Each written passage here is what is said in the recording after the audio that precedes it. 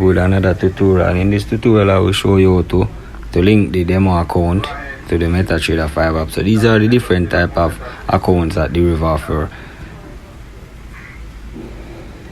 But a standard account is quite fine for the demo account. So you're gonna click on standard account. It's gonna prompt you to create a password. You're gonna create the password and then click on trade with mobile MetaTrader app. It's gonna bring you to your Play Store where you're gonna download the MetaTrader 5 app. I have the MetaTrader 5 app already, so I'm gonna just open it. You're gonna get a notification from DERIV telling you that the account is ready. Once you click on open, it's gonna bring you here. You're gonna click on add account. Where you see search broker, you're gonna copy and paste your broker name, DERIV Limited.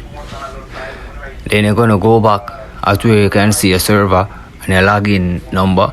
Copy and paste it back into your MetaTrader 5. Sorry, you wanna copy and paste the right. Make sure your broker server is correct. As you can see, the demo account is live and ready. In the next tutorial, I will show you how to place a trade on the demo account.